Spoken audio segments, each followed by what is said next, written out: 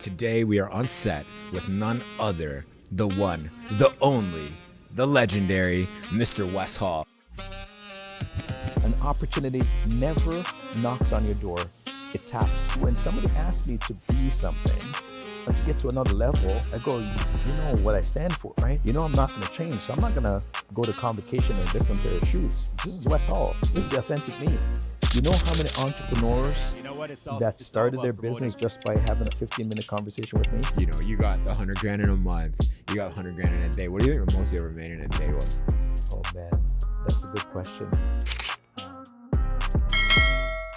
Welcome to another episode of 100 Ways to Make 100K. Today we are on set with none other, the one, the only, Mr. Wes Hall. Now, if you haven't heard of him, I number one suggest you Google him because he's one of the Canadian icons in business. Not only he's the Black Dragon, he's the first Black Chancellor on the U of T board. Is that correct? Is that how we call it? How do we say it properly? Well, the first Black Chancellor in the history of the university. In the years. history of the university. 200 years, bro. 200 years. And it's probably not the first place that he's broken a record, but we're going to dive into some of them today. We're going to dive into his story. We're going to dive into his first 100K in a year, a month, and a day, and some of the lessons that he's learned along the way. I'm your host, Javon.ca, and I can't wait to introduce you to the legendary Mr. Wes Hall. Thanks so much for being here. Thanks for having me, bro. Yeah. So we went from Grove Street to Bay Street. Yeah. We went from May Pen to the penthouse, you know, and I was conflicted, right? Because I've been thinking about this episode for a while. It's like, how do you start an episode with a legend? Yeah. And I bumped into someone yesterday that I respect highly. He's actually going to be a guest coming up. And I was like, if you're going to have lunch with a dragon, you know, how would you approach the conversation? And he goes, what questions would you ask? That's what I asked him. And he goes, you know, I wouldn't necessarily worry about the question. I'd worry about the framing and how I framed it. And I was like, okay, what does that mean? Yeah. And he goes, this is how I think you should start it. And I was chewing on it, thinking if it was worth it, but I think it would be a great way to open up the conversation. He goes, pretend I'm your long lost son. Yeah. And we're meeting each other again for the first time. Catch me up to speed, Pop. What's been going on? So we'll start there. That is a great question because I reconnected with my dad after 16 years. Wow. Because I was raised by my grandmother in rural Jamaica, and I came to Canada September 27th, 1985. Yeah. And I'm like, I didn't really know this man. And so I was in awe because I came from abject poverty in Jamaica, and I moved to Malvern, and I thought it was paradise moving into Malvern. Yeah. Because he had a subdivision home. He had a job at a factory. Yeah. My stepmom had a job in a factory. The kids were going to school. And I'm like, this is the Canadian dream, man. This is it. And I'm like, how did you do it? Yeah. How did you leave from where we were in rural Jamaica to come to Canada? You know what's funny? We can ask you the exact same thing. But anyways, keep going. Don't let me cut you off. and achieve all this. Yeah. And I was like, and he's like, hard work, son. Got to work hard in this country. Yeah. Yeah. And at the time in Malvern, there was a lot of drugs and gangs. And there was a lot of his friends' kids were going to jail. Wow. Because of drugs and gangs.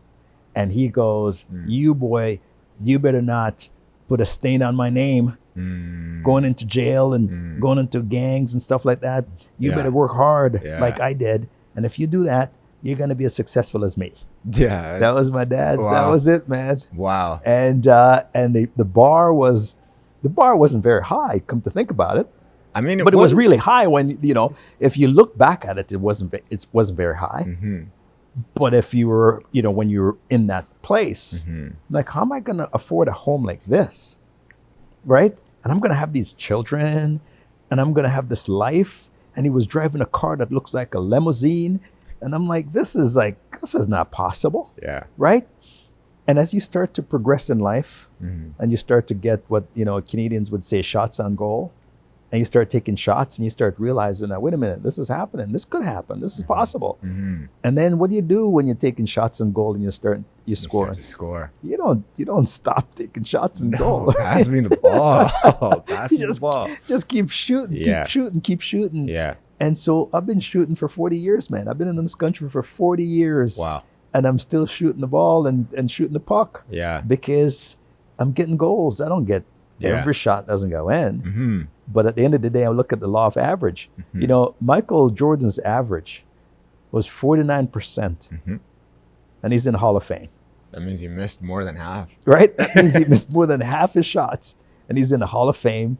And one could say, arguably, he's the best basketball player ever.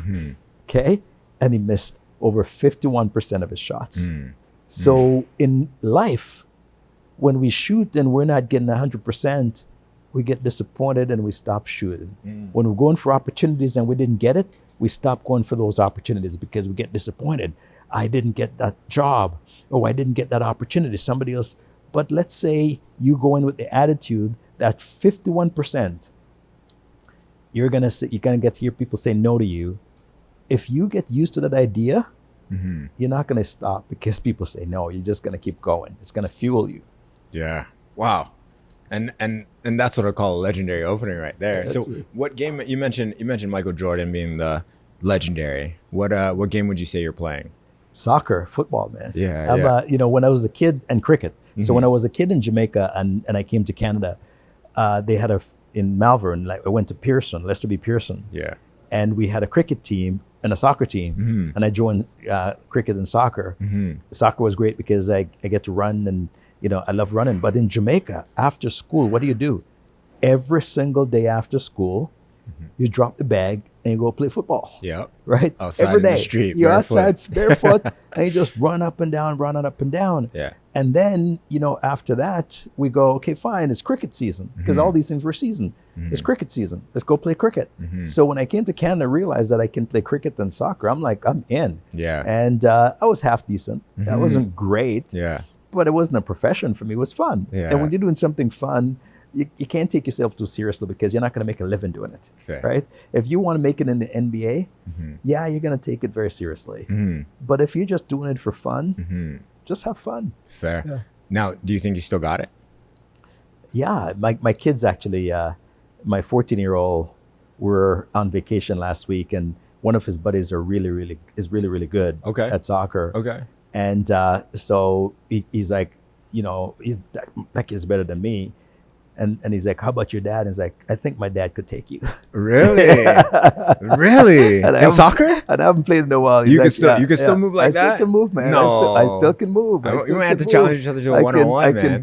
I can put the ball between the legs, and I can. Whose legs? Your legs? Not my legs, bro. No, your legs. Get the they call ball it right now. You got to understand, in Jamaica, they used to play what they call salad. Okay. Yeah. You know salad, right? Get the fork, get the dressing. Let's go. Salad is about, getting the ball in between the leg. Yeah. And then you would actually start, if you get the ball in between my leg, the entire people on the team will kick me in the ass.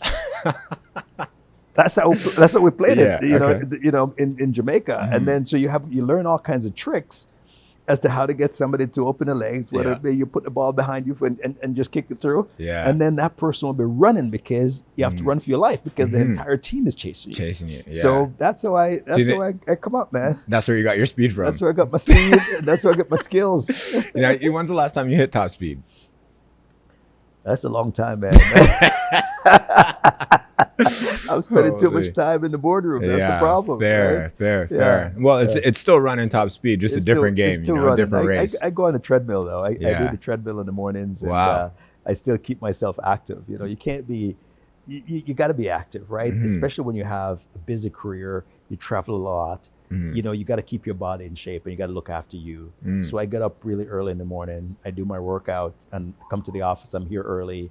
And I have like a real routine. Yeah. For like 30 years. What's the self-care routine like? What's the millionaire morning? Okay, so first of all, you got to have some cocoa butter on the skin. Okay. Because Black people we're kind of ashy sometimes, man. Right? And when you cross the leg, because in the summertime I don't wear socks. Okay. Right? So is that the style? You wear lubes with no socks? No socks. Okay, all right. Right? Done. My style's just been elevated. You got the baby socks in there. You can't see it, right? So if you look at the show Dragon's Den, you'll see I wear no socks on that show. Okay. So when I cross my leg like I do now, that's dangerous. They close up with the camera. Dangerous yeah, game. man. They just pull the camera up and to show the Christian Louboutin. Yeah, okay. And then they got to show the ankle too. Yeah. But the ankle's got to be nice and shiny. Okay. Right? It can't be ashy. So that's a routine. Yeah. And for Black people, you can't just do it one day and not the next and not the next because then it comes back ashy again. Yeah. Right. The So moment you moment touch you a stop, little wind in winter, it's oh like, my it's like boom. goodness. It's like, what's going on down there? Yeah. And so you got to do it every day. Okay. And I shave my own head. Okay. Right. Okay. You know, I usually do it every other day. Okay. And yeah, it's like I look after Wes, man. All right. Fair enough, man. So I'm curious, what was that conversation with your dad like after 16 years? It was more exciting than anything else, right? Because it was coming into a completely different environment. Yeah. Like my dad, at the time I looked at this guy, was the pinnacle of success. And when you're saying you looked at him like the pinnacle, now look, if you're looking for a little bit more context, Wes wrote this book called No Bootstraps When You're Barefoot, and in depth he explains what the relationship was like with his parents. And if you haven't read it yet, I highly suggest you do. You could grab it from your local Indigo, or you could probably grab it on Amazon. But you described the depth of relationship that you guys had, and it wasn't very deep at first. No.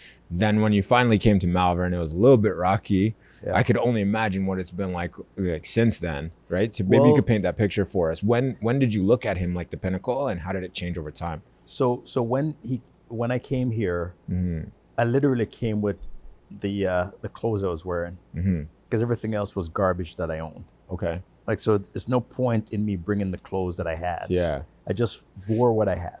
Okay? Well, hopefully you still had the cocoa butter on, you know? Yeah, exactly.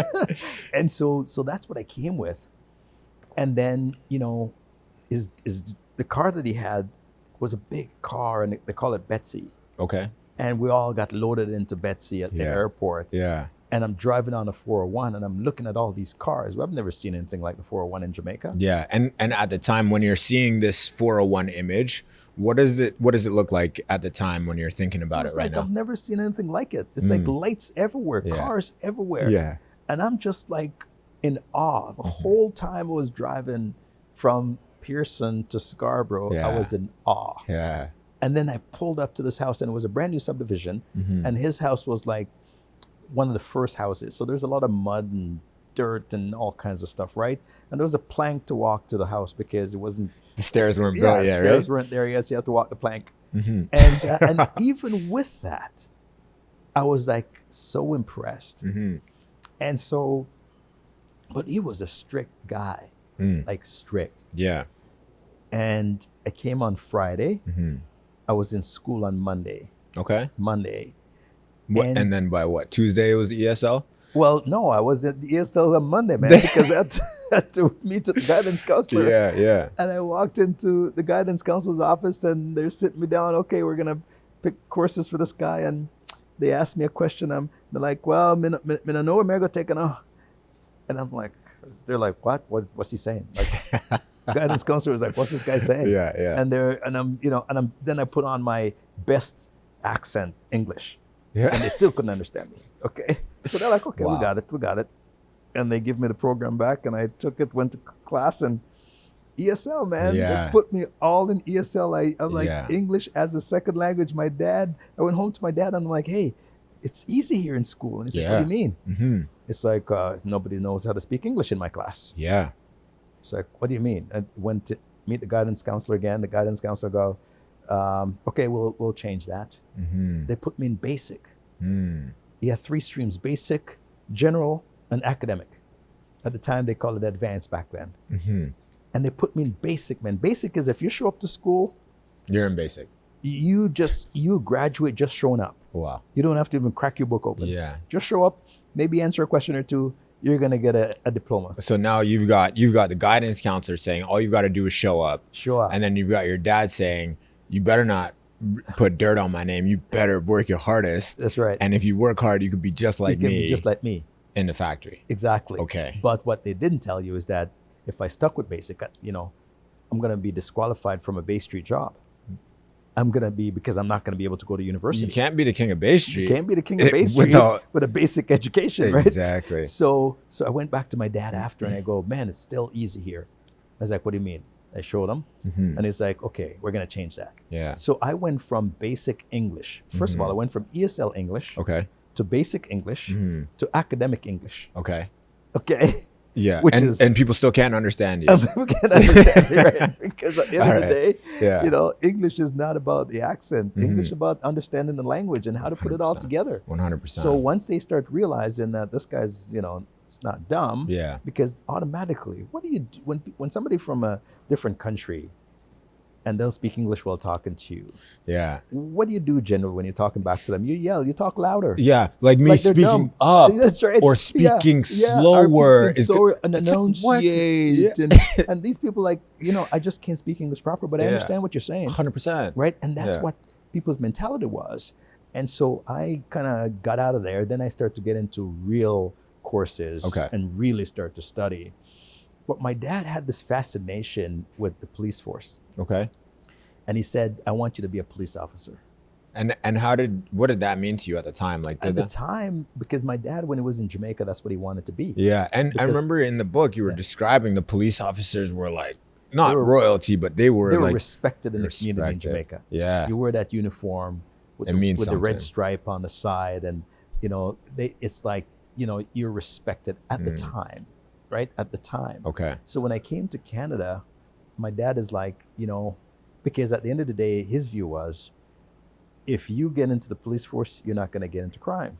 You're going to prevent crime. I mean, listen, I got to give it to him. That's a pretty logical, approach. It's a pretty logical strategy. My kid to be okay. They pay well. Okay. Right? He's not going to get into crime. Yeah. And so to him, this is the direction that you need to go. Mm-hmm, right? Mm-hmm. He's not going to tell me to go to Bay Street because he doesn't understand what Bay Street is. He's never been to Bay Street. How could he? He doesn't know, and he's never seen anybody like him on Bay Street. So why is he going to tell his son to try to achieve the impossible? Mm-hmm. So he was just being realistic based on his environment. Yeah. Right? And he didn't say go open up a patty shop or barber shop because he's not an entrepreneur. Yeah. He just knows what he knows. Yeah. So he knows that all you need to get into the police force at the time was a high school education. Okay. That's it. Yeah. So go to high school, get your education, get a job, and that job is the police force.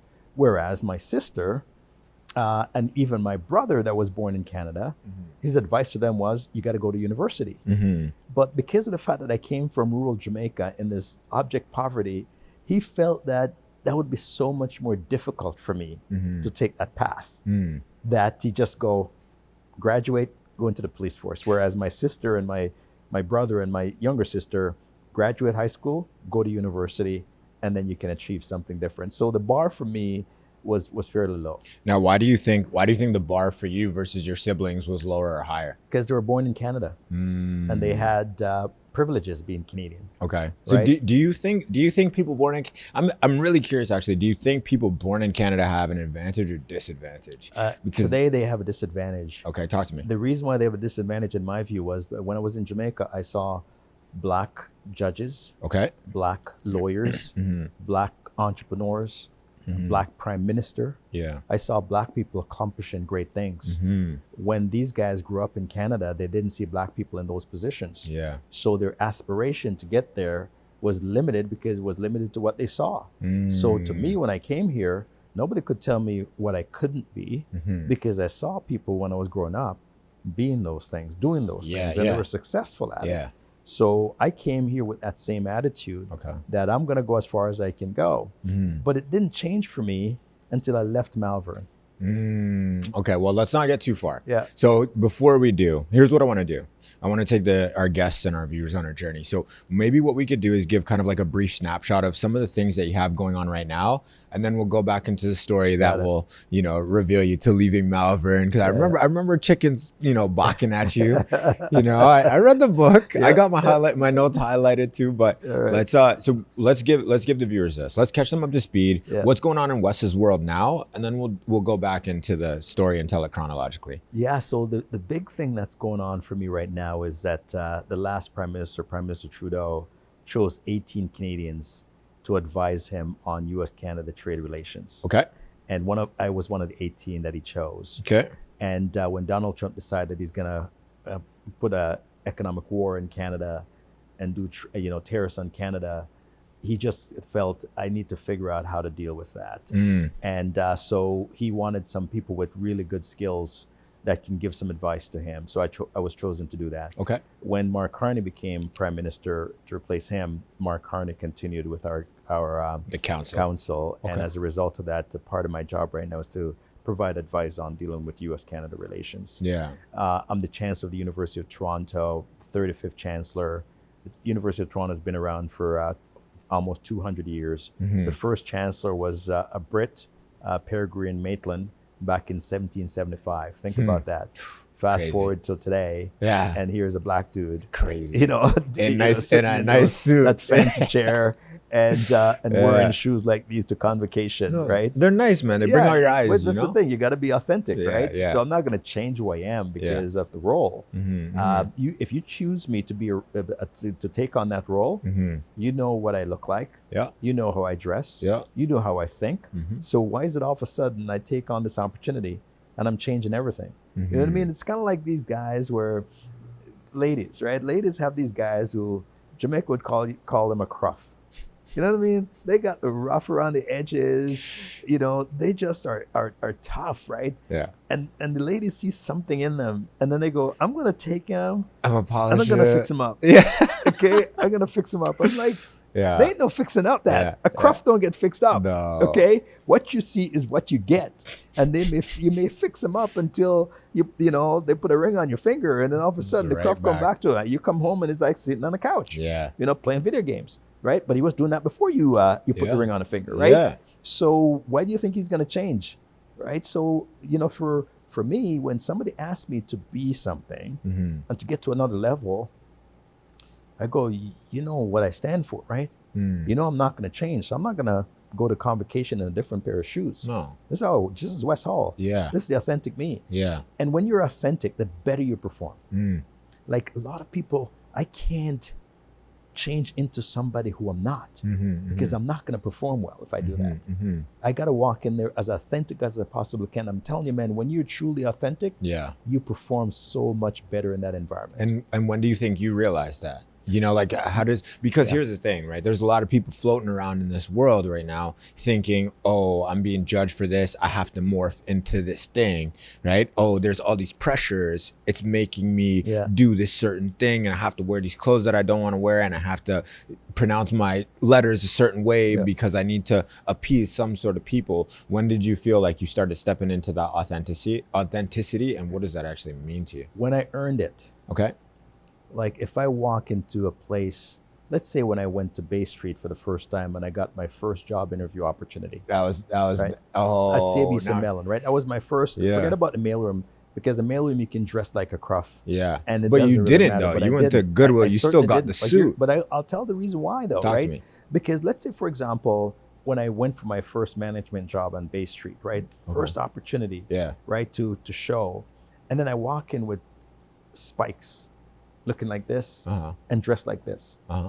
They're gonna be like, who does this guy think he is? Okay. Right? And then it's gonna disqualify me because all of a sudden I'm looking so different than everybody else that they're gonna go, I don't want that. Yeah. Right? Now, when I went to get that job on Bay Street, so when I went on into the mailroom, or for the mailroom gig, I was wearing a security guard uniform. Yeah. For the interview. Okay. Because it was a security guard. And they said, okay, you're gonna come in for this job. Yeah. And I'm like, okay, I finished my shift, right? And I went right to the interview because I worked a night shift. And I went right to the interview in my security guard uniform, sitting in the law firm. So catch everybody up to speed now, because where they're at, they just heard you just got to Canada. And now you're talking about job, law firm, mailroom, security. You know what I mean? So let's catch everybody up to speed with where we are. Okay, so I lived with my dad. I came September 27th, 1985. I lived with my dad for 2 years. And why did you leave? And I left.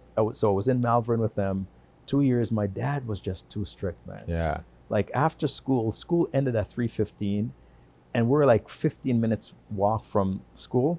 I had to be home within 15 minutes. And my dad would actually call home from work to make sure that I'm home. And I couldn't go to my buddy's house. Everybody after school is going playing basketball and playing soccer. I couldn't do any of those things. Yeah. My soccer talent was just based on raw talent. It's not because I was practicing, because I wasn't allowed to go to practice. Because it's like, I don't want this kid to get in trouble. So you can play during the day if it's a game during school. But after school, you're not gonna stick around. You gotta come home. And if I'm home like 5 minutes late, I get home, I get some licks. No, it sounds like a lot of the things that he was doing, based on the description before, that you were almost like, or sorry, that he was trying really hard to keep you out of trouble. Yes, 100%. Right? Why do you think that was? Because of all his buddies. So before I came to Canada, Yeah. my dad had a dilemma. Uh-huh. A lot of his friends' kids that came from Jamaica Yeah. were getting into trouble. They were going to jail. Okay. And he felt the same thing is going to happen to me because at the age I was, 16 years old. Yeah. And that's the age when you want to be a man, right? That's when you start to rebel against authority and everybody, your Yep. parents. You know everything at 16. You probably knew more I at know 16 everything. than you know now. Everything. I was Same so here. bright, Yeah. right? And so at the end of the day, that was what was going on with his friends' kids. Mm-hmm. And he goes, man, I run the risk that this kid is going to do the same thing. Mm-hmm. So I go, okay, fine. You know what? Let me just tighten the screws on this boy, Yeah. Yeah. like really tight. Yeah. And I just was, because in Jamaica, before I lived with my grandmother until I was 11 years old. Yeah. Shout And out then mama. then my mom showed up at 11 to bring me to the city to live with her. Mm-hmm. And she beat me until like I was blue sometimes, man. Yeah. And at 13 years old, my mom packed my bags because now you can beat me as much as you want. It doesn't matter to me anymore. Mm-hmm. And at 13, she threw me out of the house. Wow. So from 13 to 16, I lived on my own in Jamaica. Yeah. I was going to school. I was packing bread vans in the evening Yeah. to make a living, Mm-hmm. right? Because what they would do is they would have all these breads and buns and stuff, and they would get a truck, and the truck would deliver it all over the province or the territory. Uh-huh. And so I was one of those guys who packed up the route, and I would jump on the truck with the guys, and I would go and deliver these things with them. And this is when you were staying at the Grams, right? This is after I was thrown out by my mom, and I'm on my own, and I have to make a living, right? I have to buy food, I got to buy clothes, nobody was there to do it for me, so I had to do it myself. And then finally, my dad showed up in my life because I contacted him. Mm-hmm. And then finally at 16, after 3 years on my own in Jamaica, he said, come to Canada. Okay. So I looked after myself for 3 years, and I did all right. I didn't go to jail. I didn't do anything bad. I did Figured it okay. out. And then all of a sudden I came to this country to meet this man for the first time, and he wanted to be a father. And I'm like, it's too late. It's too late to be a father. The kind of father, given what I went through in my life, it's too late. Yeah. And at 18, my senior year of high school, I go, I'm out of here. And I moved out without telling him. Mm-hmm. It was a Saturday night. I moved out, and he got up Sunday morning, and he has this thing whereby we couldn't sleep in because we have to come downstairs and have breakfast. Okay? So the rest of my siblings were down there, and he's like, where's Wes? And nobody's saying anything. They're at the table. It's like, where is Wes? Nobody's saying anything. Then he got upset. He's like, could somebody tell me where Wes is? Yeah, and everybody's keeping quiet. And then when my brother popped up and said, he's gone. What do you mean he's gone? He moved out last night. And that was it. My dad didn't say anything after that. Yeah. And then what he said to my siblings were, this guy's a bad influence. Mm-hmm. He's going to influence you poorly. So none of you are allowed to talk to him ever again. It's crazy. Crazy. And that was it. I was cut off from my siblings. I cut off from my family. He wouldn't talk to me. Yeah. And then I just kept at him after. And then next thing you know, going on. Bay Street. No, man. Not Then yet. but I had to make a living because now I'm on my own, right? Yeah. Keep in mind, I'm in this country for 2 years. I don't know anybody. I've been in this country for over 30. I still don't know what's My going on. classmates, right? I knew the people in class. Yeah. But they don't want relationship that could help me, right? So, but I used to, when I was in high school and living at my dad's house, I used to clean offices in the evenings. Okay. And then I used to work at a restaurant called Hurley's Restaurant at Markham and Shepherd. Yeah. And so I was a dishwasher in that restaurant. It was a terrible job. And so I worked there and saved money because my dad didn't charge rent or anything like that. So any extra money that we made from working, we just put it in a bank account. So I had money in the bank. And so when I moved out, I spent the first month at a hotel. Yeah. It's called the Travelers Lounge, right next to the restaurant that I was working at. Okay. And then I found a rooming house, and I was paying $400 a month in rent at that rooming house. Yeah. While I'm finishing up high school and Now, stuff. at the time, is $400. I mean, to someone in It's a high lot of school, dough. $400 is a lot of money. It was a lot Even of dough. now, that's a lot of money. Yeah, it was a lot of dough. Yeah, I can imagine. And so I was doing that, and then I'm like, okay, fine. I gotta go to university now. Yeah. And I applied for OSAP, and they turned me down.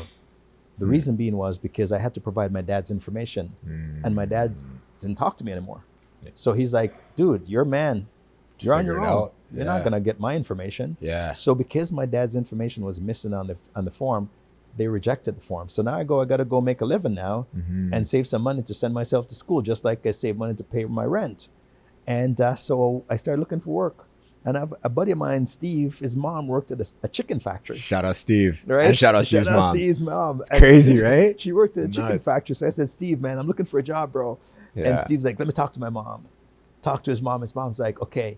So they talked to HR, and then they got a job there. And I had to get up at 4 o'clock in the morning to meet Steve's mom, because I'd take the bus to meet her. Yeah. And then she'd drive me to Brampton. Crazy. And I went into the factory, man, and they gave me a white gown and a white hairnet, and they go, there's the assembly line for you, okay? And like, okay, what's my job? They said, okay, fine. You see those chickens coming up here, and like on the assembly line? Yeah. Yep. And you see all their butts down, down here? Yep.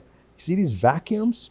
Okay. You're gonna get one of these vacuums, and when they come down, you're gonna shove the vacuum up their ass, and go. And just suck it out, and that's it.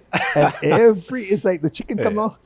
There you go. That was my whole day. Yeah. And then after an hour of Bright that, I future. started to get queasy. Yeah. I mean, was gonna, and I'm getting queasy off your description right now. I'm like, I can't do this, I man. can't eat the cornbread after you're telling me this story. You can't, you're not gonna. You're gonna go to KFC and Yeah. say, I'm done. I'm off KFC. I'm vegetarian now. This is That's it. And so I went to the supervisor and I said, I'm sorry. Yeah. And everybody on the line, by the way, were older than me, didn't speak any English. Okay. And I'm this young guy at 18 years old. And this is my job. Crazy. Okay. And I'm going to be doing this Yeah.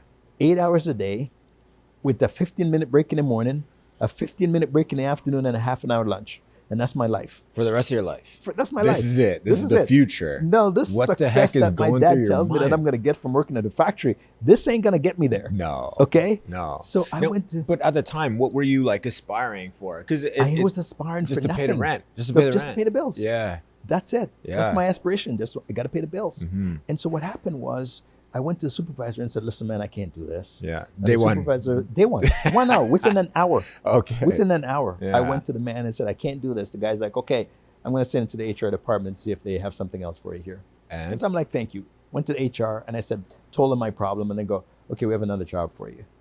And they send me to this department, and I went to the supervisor, and the supervisor goes, okay, see those trucks over there? Yeah. You see them crates that they have in that truck? Yeah. Lots of crates. Yeah. There are live chickens in them. Okay, live chickens. And he's going to back up, and he's going to come here. You're going to take the crate out. You're going to take the chicken out, and you're going to put him on this assembly line upside down, and his head's going to get cut off. Okay? And that's what you're going to do. That's your new job. yeah. Promoted. I got promoted, man. From day one. Okay? So I am I now... told you, man. You got bright I'm gonna future, go Wes. places, Right? right? I'm telling you. It's like two Yeah. jobs. I got promoted within an hour. 2 jobs one day. The guy showed up. The truck came in that took out the chickens, Yeah. and they started scratching me, man, because they knew what was going on. Of course. They knew that was going on. This is it. This Yeah. is the beginning of the end You got to for them. appreciate that chickens have claws, Yeah. right? So they start scratching my hands and scratching when I go there to get them. And then I have to struggle to put them up, but I wasn't doing it fast enough because those guys are waiting down there with the vacuums, Yeah. right? The vacuum the team vacuum guys is are like, waiting, what's going ready on to up go. top, right? Yeah. Boom, the head go off, flip it over, get the man. vacuum up. I'm holding up production. Yeah. And I'm like, this is not good. Mm-hmm. Within an hour, I'm like, I can't do this anymore. Yeah. Went to the supervisor. I'm like, I'm sorry, I can't do this job. Yeah. And they sent me to the HR department, Mm-hmm. and I met with the HR lady, and she looked at my resume, and she's like, "There's no other jobs here that you're qualified to do so." Well, at least you got 2 on the resume now. 2 jobs. This has got progress. You got but- dishwasher, you got I got chicken head, decapitator, I and got chicken vacuum. vacuumer. I got a vacuum, and I got the Yeah. Grim Reaper, Yeah. right? That's crazy. So that was Yo, Grim I Reaper is was, I was crazy. done, right? So I can say that I was a chicken Grim Reaper, Yeah. right? And nobody can really say that at my No. level, Okay. right? So then I went and If you HR need, says, by the way, if you do need a reference, I can- I'm available. I Yeah. know the job I really will. well. Okay, right? good. So the HR department, and that was when I heard her say those words, Yeah. there's nothing else here that you're qualified to do. Think about how that hit me. I mean, You yeah. can vacuum the inside of a chicken. Uh-huh. You can catch them and put them to slaughter. That's it. And that's all you're capable That's of all you're doing. good for. Right? Yeah. So that hit me really hard. I can imagine. But I had to now, I wasn't hit hard yet, because I know when they said nothing else, this was before noon. Yeah. Okay? And now I got to wait in the lunchroom Till mom's for off Steve's work. mom. Steve's mom. Okay? And then she came into lunch, and then she like, what, I didn't even tell her that I was, I don't really have a job. I just Yeah. had my lunch with her. Okay. And then I stayed in the lunchroom until 4:00 when she finished. Uh-huh. And then I'm going home. And I said, well, I'm done. Man, she chastised me the whole way. You can probably still hear it now, can't you? Lazy, that's what happened to you young people. You Young don't have any people. work ethic. Uh-huh. You just come here. You think this is how I got here in this country. Uh-huh. She just ripped me a new one the whole time. So you definitely didn't make your first $100,000 in a year vacuuming chicken butts. That's not gonna No. happen, man. Okay. Yeah. So I left Hold that. on. Let yeah. me interrupt. Now, because that sentiment that Steve's mom said, right? You young people don't do this. It sounds a lot like what's happening now. And like even what I heard like in a couple years ago, where it's like you young people don't want to work. That's what I keep hearing. Well, we'll visit that later. Keep going. No, with but Steve's but it was right. She was right. mom. Yeah. What she wasn't right about was that wasn't for all of us. Yeah. Okay. Right? That's not the path for all of us. It's Now, a was path that for what you heard? Was that what you heard at the time? Because that takes a level of maturity to decipher, right? Like when you hear it this year, especially in the middle of a lecture, you're not gonna just digest a lesson like that, right? Like, yeah, but that's why when a woman said to me, "There's nothing else here that you're capable of doing," that resonated. Yeah. Okay. That resonated, because now I realize that I got to be educated. Okay. I got to focus on education. That's what it meant for me. Okay. So when she was chastising me, I didn't feel bad about myself. I didn't feel that I was lazy. Okay. I just felt that this is not the path for me. Okay. Right? It's a path for you. It was for my dad. Ain't for me. Fair. And that's when I realized that I got to take it up a notch. Okay. And I got to get educated. And then I start to be a little bit more serious in terms of work and in terms of making sure that I can put that money aside so that I can actually pay for night school and stuff like that, right? Wow. And so I was taking all kinds of jobs. So after that job, literally, I became a security guard. Okay. And I moved up to be a supervisor. Whereby before, I would be at a station and other guys would drive cars to check on me to make sure I'm not sleeping, I'm doing the job right. Yeah. And I start to talk to those guys. And then they said to me, hey, you can be a supervisor, right? Because there's a position open. Now, was that the first time that someone spoke? Yes. Like gave me a positive reinforcement to say you can do this. Because I was so curious and I would ask a lot of questions. And then these guys were just like feeding me, right? If I just sat there at the console when my boss came to check on me and didn't ask him any questions, he wouldn't give me that information. No. It was because he saw that I was curious. I was asking him questions. I clearly wasn't satisfied with where I was. And then I became a supervisor. And so a buddy of mine applied for a Bay Street job in a law firm. Wasn't Steve, was it? It wasn't Steve. It was my buddy Patrick. Shout out Patrick. Yeah, Patrick Bryan. Patrick came and worked with me for a while in my company. No way. Years later when I started this company. And he said, they called him. Said, hey, we got a job for you. And he said, hey, I already found a job, but I have a buddy of mine who's looking to move up. And they said, give me his information. And they called me and said, hey, we have a job for you. They hired me over the phone. And this so they said, this is not the security. This is the Bay Street job. The Bay Street job in the mailroom. This is the first one. And then they said, hey, come on Monday to sign the application. Yeah. Now, at the time, what did you know about Bay Street? Nothing. I didn't even know Bay Street existed. No, because you're just from Malvern. Now you know Malvern, you know Brampton. I didn't know Bay Street, and I didn't know it existed. Yeah. Okay. And then I went on Monday, for that job, right? And then guess what happened? So I went on Monday in my security guard uniform. Yeah. And when I went up on the 13th floor, my ears popped. I've never been into an elevator that high before. Crazy. My ears popped. And then I came off the elevator and it was like I was in an episode of Suits. It was just incredible. I'm like, I've never seen anything like this before. Yeah. This is real. This is like I'm watching TV. Yeah, yeah. And then I see art on the wall and these lawyers dressed in fancy suits and stuff like that. Yeah. Here I am in the reception waiting for this person with in my security guard uniform. And I go, wow, I'm underdressed. Yeah. Signed the application. Okay. I went to Goodwill the next day. Yeah. On a Saturday. Found myself a suit. Monday I showed up in the mailroom wearing a suit. You don't have a photo of that, do you? Man, I wish I did. I know. But all I can That'd be remember, I legendary. remember the suit. It was high-waisted. Okay. It was blue. Oof. And I was at a tie. Yeah. Hey, if you go to Goodwill, you can find some pretty decent stuff at Goodwill. Yeah. Okay. I shopped for a lot of years at Goodwill. Okay. Because that's where I got all my suits from at the time. Okay. When's the last time you've been to Goodwill? Yeah, I donated some time ago. Now I'm a donor. Good. I'm a Which donor now. Goodwill, by the way, are you donating Well, to? before Because I'm going to go to that It's one. been a while because it used to be at Jarvis and Adelaide. Yeah. You know? Well, when that chest gets a little bigger, and it doesn't fit anymore. Don't worry. Maybe what we'll do we'll see if we can do an auction to some of the kids watching the show. That would be pretty cool. We can figure that out. Yeah, Right? that's awesome. So I went there, got my suit, and Yeah. I went into mailroom. Yeah. And the guys in the mailroom started laughing at me. Yeah. What are you doing wearing It's a like, suit? what are you wearing a in suit? the They're mailroom? wearing jeans and t-shirt. And they go, people are going to think you're a lawyer, Yeah. right? And I'm going, so what's wrong with that? Right? And then ever since then, man, I never stopped wearing a suit to Never work. stopped. Eh? Never stopped. Okay. Yeah. So that's like 38 years. That's a 40 little years less. ago. 38 years. Yeah. I got my start on that. That's Wow. so it took me this long to become an overnight success. It's all right. Hopefully they haven't been sleeping on you for 40 years. No, man. bro. No. Yeah. Not So a chance. So now you're in this law firm. You're in the mailroom. You're pushing a cart, and you're the only guy wearing a suit. You've just been spoken to highly by the security guards. Now you got a little bit of confidence. But what's happening now in the Bay Street? Listen, I think it was like right before COVID, I ended up having an office on Bay, and I was excited. I studied accounting. And ended up dropping out of accounting, picked up a camera, off to the races I went. Yeah.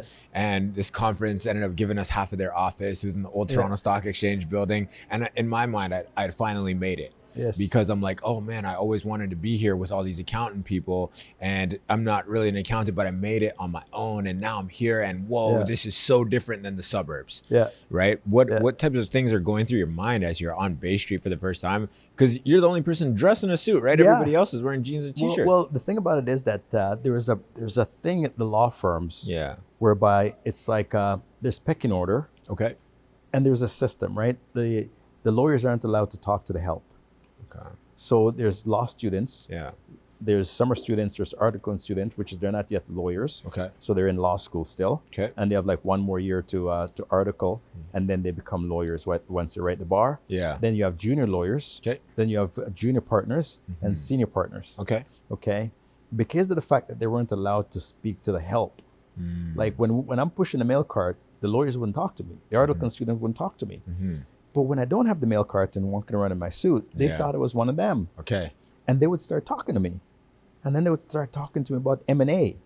I'm like, what's an M&A? I don't know what M&A is. I'm pushing a mail cart. Yeah. Right. And these students would be like, yeah, I'm working on this M&A deal with such and such lawyer. Just in case you don't know, right. M&A, mergers into acquisitions, it stands for. Okay. So I was like, okay, what's M&A? Yeah. But they had a library on the top floor of the firm. And this guy, Richard Dubé, was a librarian. Okay. And would befriend this guy. Shout out, Richard. Right. And I said to Richard, I went up to him and said, what's M&A? And he's like, okay, go to this section and read these books. Right? Which books, Wes? Books. So what books, Wes? So securities books, securities law. Okay, okay. So books on securities law. And then he would just, so I started to read about, and then I realized that M&A is mergers and acquisitions. Okay, what is that? What is a merger? A merger is when you put two companies together. Yeah. What's an acquisition is when you buy another company. Right? And then I start to learn that stuff. So then these guys would talk to me in the hallway, and I would start to pick up terminology that they were using, go to the library, start to learn these things. And then one of the guys I was talking to, one of the lawyers actually, was a junior partner. His name is Rory Katanak. Okay? Rory. Rory, okay. And Rory said to me, Wes, the firm has this thing whereby you can become a law clerk and they'll pay for you to be a law clerk. There's a program here. No OSAP needed. And I'm like, what? And he's like, tell me. And he's like, I applied for it. I got it. Yeah. Went to George Brown and became a law clerk. Okay. And then I went back into the firm and I was applying to the legal department, the law clerk department, to be a law clerk. And I met with the woman who runs the department, and I had a job interview with her, and she's like, just so you know, you'll never get a law clerk job in this firm. No, I thought it was because I looked around and there was all these law clerks and they're all women. Okay. So I figured that she doesn't want a guy in the department. Okay, that's fine. I got to apply someplace else. So I sent my resumes out to all the law firms across Bay Street. Okay. And this law firm, Castles Brock, okay? They're one of the biggest, no? They're one of the biggest. They Yeah. called me back and said, we don't have a job for you, but we have a client who's looking for a law firm, a law clerk internally. Wow. And I'm like, oh, do you mind if we send the resume to them? This is, it's so crazy that these organizations are looking for people just as much as the people are looking for the them. organization. That's right. Yeah. That's right. So Castles and Brock. Castles Brock they were said, looking for you. They brought you in. We have a client. client who's looking for someone. Yeah. Okay. And do you mind if we send your resume? I'm like, absolutely. Yeah. And so they sent my resume over. And it said Chicken Grim Reaper. I know. So just think about where I started, right? Yeah. Cleaning offices, working as a dishwasher, vacuuming chickens inside, Grim Reaper of a chicken. And then, I now become a security guard, move it to a supervisor, but it's still not a great job. Then I got a mailroom job on Bay Street. Yeah. And then I now got to become a law clerk. And then I applied to this job and I'm like, okay, let me see what's going on, right? And then I always have this habit, even though I was in the mailroom, I always work late. Oh, okay. I would just... Why? It's just a part of me. Do you think it's because you didn't want to go home back then and then it became a habit? No, I just always let me go. There's always something else to do. Yeah. So that was my thing, even though I'm in the mailroom. Okay. Let me go deliver this. And then people would see me working late because lawyers always work late. Yeah. Always work late. Okay. Hours and hours. So everybody left at 5 in the mailroom. Yeah. Here I am, 6 o'clock, I'm still there. Yeah. Right? So 5:30 I was leaving one night. Okay. And the receptionist, because the reception would open practically all night because the law firm operate all over the world. And the receptionist says, Wes, I just took a call. Somebody wants to speak to you. Right there at the elevator bank. So I was at the elevator bank. 5:30. If I'd left at 5 o'clock, something different would happen. Gone. You had a different fate. Okay. So here I am, 5:30, the call for you. Yeah. Okay. They transfer to a phone nearby. Pick up the phone. And Mr. Hall, I am calling from CanWest Global. At the time, CanWest Global was the largest broadcaster in Canada. Yeah. They were like the NBC of Canada. Wow. Okay. And but when Castles called me, they didn't tell me who the client was because of confidentiality. Of course. They just said, we're going to pass it on. Okay. And, if the client call you, they call you. And so I'm calling from CanWest Global and would like for you to come into for a job interview. Okay. To be a law clerk and assistant corporate secretary to the general counsel. Yeah. I'm like, what? How how'd you get my number? Yeah, crazy. No, And how long ago after? Like how long between the original Castles asking, "Hey, can we pass your info?" to like this happening? A few months. A few, yeah. So like at this point, your mind's probably not even clicking. Like this is related. I'm like, I put it out of my mind. Yeah. Because usually after a week you go, did you get a call? Then 2 weeks, and all of a sudden a few months go by. You're like, okay, I got this call. And that's what it also tells you about being patient, right? Because if I was impatient and left the firm, this opportunity wouldn't come my way. 100%. Right? So here I am. And and it was interesting too, because usually on your resume, you put your personal number, but we didn't have cell phone and all this kind of stuff. And I know I'm not going to be home, so I just put my work number on there. Yeah. Right? So when they call, you get a work number, my work number. You're the guy. I knew that somebody's going to be there to take a call. Yeah. The receptionist is going to be always there. Yeah. Take a call and they'll call back. Okay. That's my, if I give my personal number, they kept calling and nobody's answering at home because I'm not at home. Yeah. They just move on to the next person. Yeah. Right? So again, the foresight, right, at that stage to think about it. So then I went to the job interview. Okay. And I dressed up in my best suit, man, with a briefcase, right? Woo. And then I'm sitting there at the reception, and the general counsel's assistant came down to get me. Okay. And walked right by me. And went to this white guy in jeans and t-shirt and said, Mr. Hall. Mr. Hall. And I'm like, no, I'm over here. I'm over here. The guy who's coming for the white collar job. Yeah. With a briefcase. Yeah. That's me. Yeah. I didn't think about it because I'm black. I didn't think when the HR when the person told me you're not going to be law clerks because I'm black, No. I always use another reason. Yeah. Because all these women here, and you don't want a guy. You don't want a I guy. went and said, well, maybe you just didn't expect me to look this way. I was about to right? deliver something to you, but I think because of my hair, they didn't want me to walk They into didn't your want you to walk in the I was office because like "It's the Wes hair. doesn't. You Wes know? doesn't have hair. Exactly. That's why I can't. Exactly. It makes sense. Yeah. So you start, so I use that. Yeah. And then I'm going up to the job interview, and coming out of the job interview was a law clerk at the law firm I was at. She's been there forever, capable, way smarter than me. Yeah. And I'm like, I'm not going to get this job. There's no way I'm going to get You're this job. cooked. But They only hire women. Yeah. You're However, done for. my attitude was like, oh, I got to kill this interview then. Okay. Because now I see the competition I'm up against. Yeah. I But got now to kill it. Now your competitive spirit is coming out again. But a lot of people would Yeah. use that to say, man, just got deflated. Yeah. Because they're like, first of all, I was racially profiled. Secondly, now I see this person was more qualified than leaving the interview. Yeah. And you go in there with a negative attitude, right? Yeah. I went there with a completely different attitude. I'm like, I'm going to kill this interview, literally. And I went in the job interview. It was the general counsel, and it was the HR manager. Okay. Anytime you put me in front of something that I got to get done and close, I close. All right. To this day. All right. I close. All right. If I want to sell you something, man, no matter what it is I want to sell you, You think so? and I get the opportunity to sit in front of you, Nah. you're going to be closed. Not me. I'll close you. You're going to be closed. Nah, I'm telling you, man. If I say I want those Christian Louboutins, sign here. You want if these? I say before the day is over, I'm going to get that Listen, stuff, get you'll outta be walking here. out here barefoot, bro. Get Okay? out of here. You're walking out here. I'll pick those off your feet. Listen. Okay? Yeah. I'm just saying, and so I knew Yeah. once you put me in front of those guys, Yeah. done. Okay. I went in. You got to understand, Yeah. aside from taking a course, I didn't know how to do the job.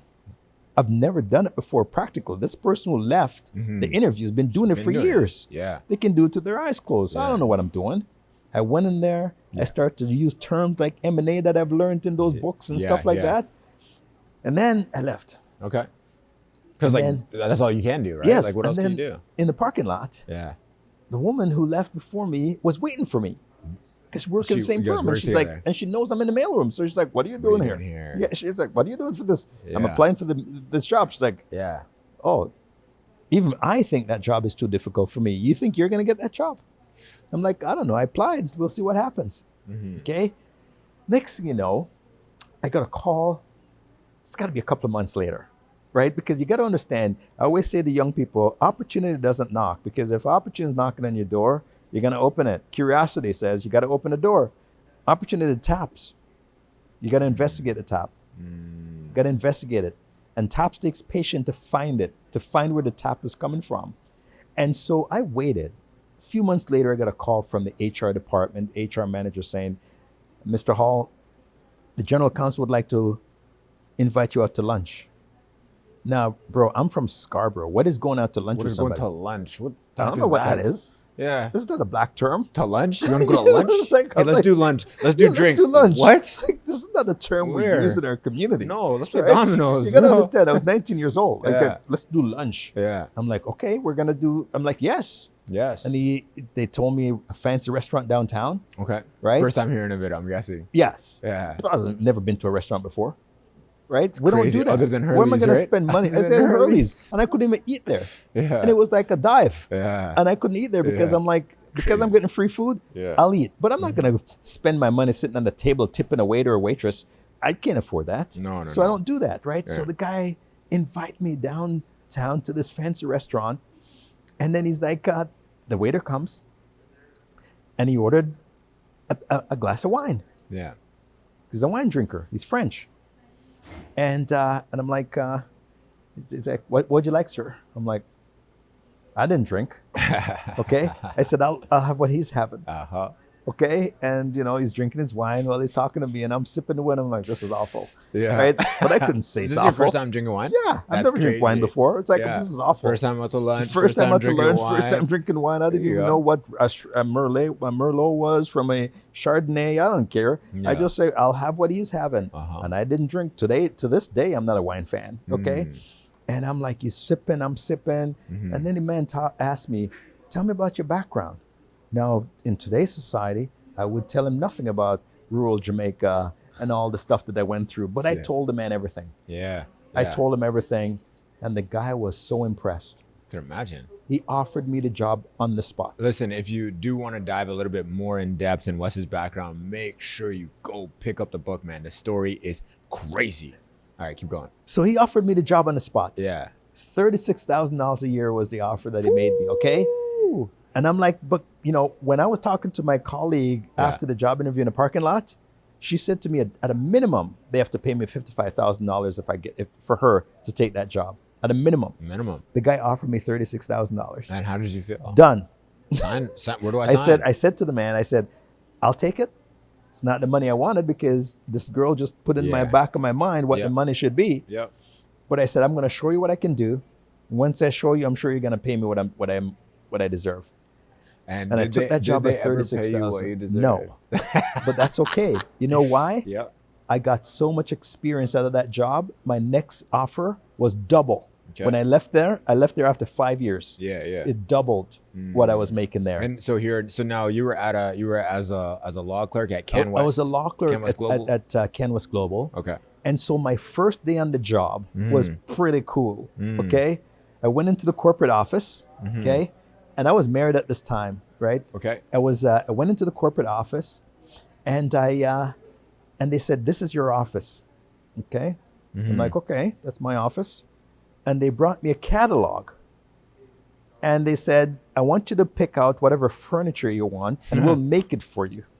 Okay. And we'll make it. They have a studio in the back. That's crazy. That makes sets and stuff like that. Nuts. So they had a guy who was going to make my office furniture for me. Yeah. Custom. Yeah. Okay. Right. Just pick what you want it to look like, and we'll make it for you. Oh, wow. And we'll give you a temporary desk in the process. Yeah. Okay. And they brought me another catalog and said, so you said, I'll have what he's having. I look at it, I'm like, again, keep in mind, this is not my world. A catalog. Okay. Yeah. But it had an office, private office. And then they brought me another catalog and they go, okay, these are all the TVs here. Pick whatever TV you want in your office. Crazy. Now, they're a television station, keep in mind, right? So that back in the day, nobody had television in their office. I get a personal TV in my office. Nuts. Okay.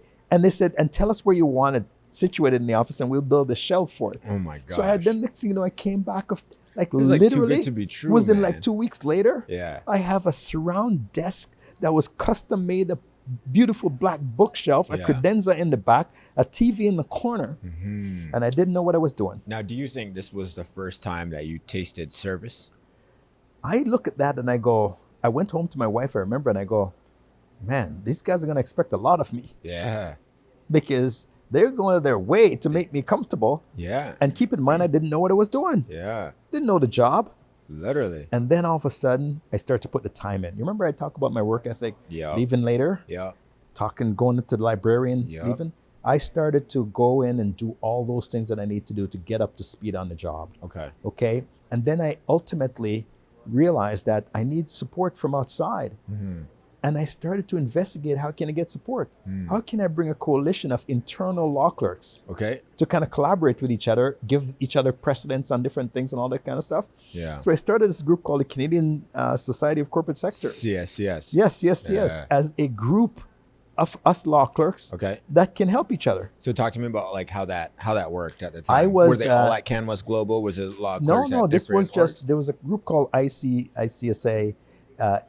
Which is an international group that deals with international in-house lawyers and corporate secretaries. Okay. But it was international. It didn't really apply to Canada. Yeah. And I met up with them and said, can we do something for Canada? And they go, well, we don't have anything for Canada. And I convinced them to set up a Canadian group. And I said, I will be the president of the group. All right. And I'll get members and all this type of stuff. Yeah. And I go, okay. And then I started to do that. And I started calling other broadcasters who had legal departments and law clerks like me. And I said, you want to be a member of this group? And they go, sure, because they didn't have any support externally. Yeah. And then I started to call people who were not in the broadcast business outside, who had legal departments, and said, hey, I'm setting up this group. Yeah. Do you want to be a part of it? And then next thing you know, I put on a big conference with everybody. Okay. Half-a-day conference that I chaired. Yeah. Put the agenda together, and we all got together and talk about stuff related. And that was my training ground. That was the people were my support system when I needed help. Okay. And I built that, and I worked there for 5 years. Okay. And then I go, okay, I'm ready to move on and do something else. And that's when I came back to Bay Street. And so where was CanWest Global exactly? It was at 81 Barber Green in Don Mills. Okay. Yeah. Yeah. So Yeah. when you're saying Can West, I'm like, oh, is this like out west? No, No, this was local. it's here. Yeah. Wow. Global TV. So they own Global Television. Ah. That was their big station that they owned at the time. Got it. Yeah. Got it. Okay. Yeah. But Can West was the parent company. Yeah. And they own all kinds of stations across the country. Okay. But in Ontario, they own Global, and Global was the number one station in the country. Are they still relevant today? They I know got Global sold. is. They got sold. They got sold Ultimately. How long ago? Long time ago. Long time. But they also got into a lot of trouble over the years. All right. But I've moved on long before that. Yeah, man. I think they probably needed a better proxy lawyer. Well, they probably could have used my help. It's funny because when we were there at the time, we had some young guys that were there. Can West? At Can West, that was very creative. Okay. Like me, a buddy, this guy Mike, and a bunch of us. We were like really creative. Yeah. And we thought we could be the future of this industry. Okay. That's how we loved it, and that's how we were thinking. And when you say industry, are you talking broadcast media industry? Broadcast. The media. Okay. Media industry. Okay. Like we thought You're all right. You're all right, Wes. Well, the thing about it is, at the time we saw it. Yeah. We saw the opportunity. We saw where the market was going. Okay. But we had all these so much older people who've been in the industry for such a long time. Yeah. They didn't know how to innovate. They didn't know how to change. And so ultimately, we just kind of go, these guys are standing in our way. Cooked. And we all moved on to do other things. Okay. And every single one of us became extremely successful. Interesting. Every one of us. Interesting. Now, do you think so? Okay. Well, let's keep going. I'm intrigued. This is way better than the book. Way better, man. What? And it comes with all right shoes.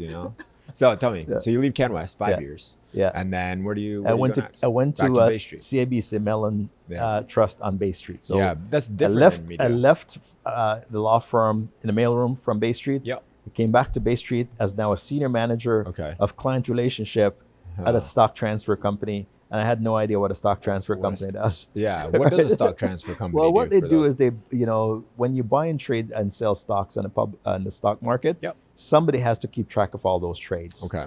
And that's what they did essentially. Got it. And they were owned 50% by Mellon Bank in the U.S. and 50% by CIBC. It's a joint venture. Okay. And so our job was to really keep the register of those trades that go back and forth on the market. Got it. And so I ended up getting a job to manage 11 people. Now, how did you get this job? Let me ask, did any of it, relationships or opportunities, come from CSCS? Okay, so here's what happened. So there's a guy named Mike Brady. Mike Brady, shout out Mike. That Can Are we West, shouting out Mike?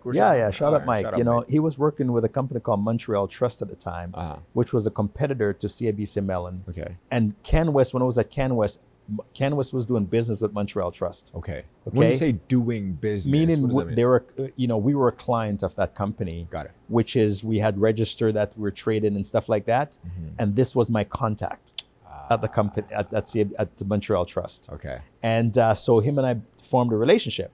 Got it. And I remember, I was calling the firm again to talk to him, and they said, he left to go to CIBC Mellon.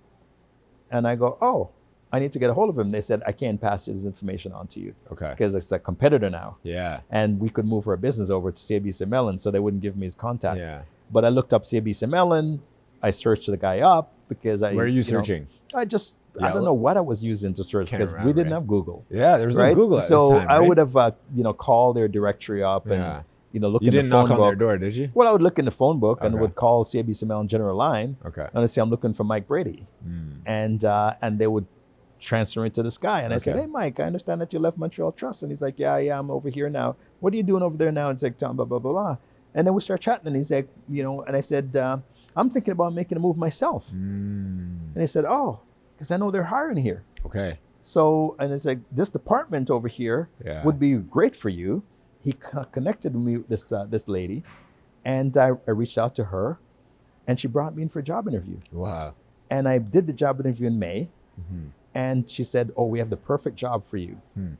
But we haven't figured it out yet. Yeah. So come in this lower position. Okay. And then once we figure it out, we'll move you up. Okay. I didn't want to take that chance. Yeah. So I told her that, listen, I'll interview for the higher position. When it comes, call me. Okay.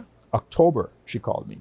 Where Started were we? in May. Okay. I was at CIBC, I was at Can West Global. And in October, she called me and said, I have the job now. Okay. And I took the job in October. And I became senior manager client relationship at CIBC Mellon Trust Company. Jeez. With 11 people reporting to me. Jeez. And I was like 26 years old. Wow. Right? Wow. And I'm like, okay. Yeah. And this is now a real gig. This is the first time you're managing people or have First direct time reports. managing people. Oof. One of the guys I managed was 50 years old. And he wasn't a black guy, was he? He was, none of them were black. I was the only black dude in the company. Wow. Okay. And this guy made my life miserable because like this guy imagine. knows nothing. Of course. Which I didn't. And he's brand new to the industry, doesn't even know the industry. Yeah. And I got to report to him. And I've been here for 30 years. Okay. And so this is not an easy problem to navigate, right? Like oftentimes we get into these rooms and we're like, this is how I'm gonna do things. Couldn't do that. So what'd you do? See, the thing about it is I had to take some humble pills. Yeah. Where'd you buy those? I needed him more than he needed me. Yeah. Where'd you buy the humble pills? There's a lot of people that need them. My grandmother gave me a lot of it when I was young. Yeah, a ton of it because she was a plantation worker, right? You can't get any more humble than that when you walk in the neighborhood and you don't wear shoes to school and the kids laughing at you. You can't get any more humble than that. Yeah. So my grandmother gave me a lot of humble lessons over the years, right? Yeah. And so when I walked in and the guy was making my life miserable, I realized that I gotta co-op him. I can't force him to respect me, even though I'm his boss. Yeah. And the way banks work is that you can't just fire someone because you don't like them. No. There's a protocol. It's a 100%. lifer job. Yeah. You just can never leave that job. Yeah. Even if you go to your boss and just stab him in the neck. You're still employed. He's still employed. Yeah. You might go to jail He's for gonna get attempted paid murder. leave. He's but he's going gonna be on the payroll still. Yeah. Right? So I couldn't force him. I couldn't fire him. I couldn't do anything, right? No. So I got to figure out, how do I get this man on side, because he's been there for 30 years. Yeah. He knows so much about this business. So we would have client meetings of the bank and would go to meet these clients. And then the guy he would be with me. Okay. He's a white guy, 55 years old with gray hair. Yeah. I was 26 years old, black. Who do you think the client's going to think is the boss? Did you have hair at the time? I had no hair at the time. No hair at the time? I haven't had hair since high school. How long? You've been bald since high school? High school. Why? Since high school. Why? And I remember I got into a trip because, oh, look at these, you want to be like Michael Jordan and all these guys. I'm like, I just didn't care for hair. Okay. Right? All right. So I just cut it off and, and I've been bald ever since. And Okay. so the guy, I would go into meetings with him. Yeah. I say, here's how we're going to do the meeting. I would say to him before we go in there. Pretend that you're the boss. I'm the boss? Yeah. I'm you? Michael. No, he's I'm the Warren. guy. I said, I'm 55 years you're old. the 55-year-old dude. All right, done. I'm the boss. Yeah. And I would tell you, you be the boss in this meeting. Okay. And you walk into the meeting. Come with me, Wes. Because he has a lot of confidence, right? This guy had a ton of confidence. Of course, I've been in the business for 30 years. I've been in the business 30 years. Of course I got confidence, right. Wes. You're going to listen to me in this meeting. Let's walk into the meeting. Yeah. He's like, hey, I'm Warren Jensen. To the client, says, hey, Warren, good to meet you. It's my colleague, Wes Hall. Called your colleague. That's nice. Okay. And I shake his hand. Yeah. And he's like, sit down. He's like, okay, so Fred, here's how we're going to do this. Mm-hmm. And here's Fred, here's what's going on in your account. And I'm just sitting there taking notes, man. Okay. Because I'm taking notes of how we conduct the meeting, the questions asking. And then the man realizes that he's now the man. And then when we leave the meeting, he would start to coach me. You see what he said this and when he said that and how I did this and that? Yeah. We go meetings after meetings, same thing. Okay. And eventually the man took me under his wing. Okay. And taught me everything he knows. Yeah. 3 years into the job, the guy came to me and said, you're too smart for this industry. You need to leave. And at first, you guys were butting heads, but you think because you gave him like glazed. You're the man. You know what the youngins are calling that these days. Okay, so now I'm in my 30s now, right? So like my knees are starting to hurt, my back's hurting, and so they call me Unk. Yeah. Apparently, this is what the young boys are calling me. But they say I always give them compliments, try to boost their confidence. And they're like, "Oh, you're glazing me, Unk. You're glazing me right now." That's what it is. That's what the young kids are saying. So I guess you glazed him. I glazed him. You glazed him, and he literally said, "You need to leave. You're too smart for this place." Yeah, yeah. So if you could dial that down into like a 30-second lesson, how would you kind of? I would say it's not about a title. Okay. It's about your attitude, and you have to appreciate when you need help, and you got to figure out how to get it. Okay. See, I could have easily. I met literally 3 weeks ago with the woman that offered me that job. She reached out to me on LinkedIn. And I asked her, why did you hire me? Recently, like 3 weeks ago. Oh, no way. Why'd you hire me for that job? Wow. And she said, because I saw something in you when I interviewed you. I told you got a bright future, You got a bright future, right? You got to let people know that. Yeah. And that's what she said to me. And I go, and we started to talk about those times. But she said to me, I saw it. So I'm not surprised to see you doing what you're doing right now because I saw it back then. Me? And, well, No, to me, to you. Right? So that's what she said to me. I was like, what? Right? You said that about me? Oh, Wes, you shouldn't have, Gosh, So- this interview's over. No, I'm joking. But All right, keep but the going. thing is, she said that, and I'm like, but we always, if we're around the right people, Mm-hmm. they always see stuff in us that we didn't see in ourselves. Got it. And Got that's what I was fortunate around. Mm-hmm. Warren, that guy, was a subordinate to me, Mm-hmm. but he became a mentor to me Mm. because of how I changed the relationship. Okay. I wasn't arrogant about it. I wasn't like, I'm the boss, you got to listen to me. Yeah. I realized that in order for me to get him on my side, I have to treat him with a certain level of respect that he thought Mm. after 30 years in the company he You deserved. yeah. Right? And I gave it to him. 100%. And he mentored me, and I left, Mm-hmm. and I took on a vice president position at this company that I didn't even know what they did. Okay? How And did I that mentioned even it in the come? book. How did, yes. Well, It sounds like Glenn. This sounds like Glenn coming Yeah, right now. yeah. All right. And I took on, he came and recruited me. Yeah. I didn't even know what they did, Mm-hmm. but he's like, I think you're going to be great in this industry. Okay. And I took the job, Hmm. and we just didn't get along. You and Glenn.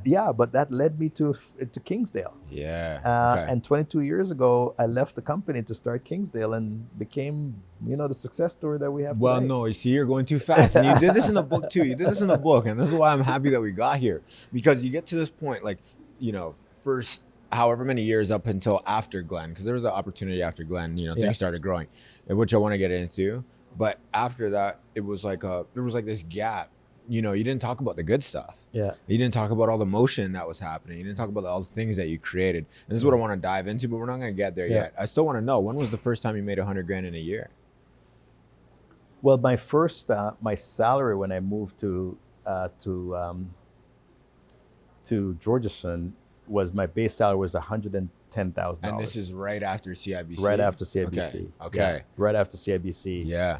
And then I was only there for 3 years. Mm-hmm. When I left, I was making over 200,000. Okay. Yeah. Okay. And what were you doing at And keep in mind, when I started Georgetown, I was 31. 31, okay. And I started Kingsdale at 34. 34. Yeah. Okay. Now, when you're at Georgetown, what did Georgetown do for the people that don't know? So they were a proxy solicitation firm. So Yes. public companies have shareholders. Okay. And for the shareholders to vote, they have to vote by proxy. Essentially fill out a form and send it back in. Yeah. So And- this is when, like, you invest in a stock, they send you the mail once a year, and they're Ex- like, hey, you've got to vote or Perfect. something. This is Perfect. it? So you That's- make those papers and Yes. say, hey, vote Yeah, here? and you collect the votes, Okay. right? Got it. And then report it, the numbers of the votes, how you voted essentially. Okay.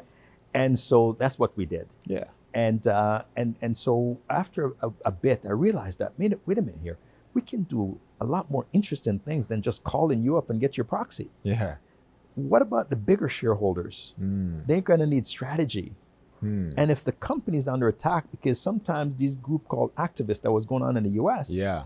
they're going to come to Canada because it's so much easier to do that in Canada. Now, how did you start noticing this stuff? Like, when did I read a lot, right? Remember, I Yeah. tell you I'm curious, I read, I do Yeah. all this different stuff, right? Yeah. And You're working I late. have a curious mind. Okay. And so I saw what was going on in the US because in the Wall Street Journal, it would report on all these different things that's going on there, Mhm. right? So you start to read the newspaper, the US newspaper, and then I'm seeing this term, activism, kept on coming up, and all these investors are going after this company and all that kind of stuff.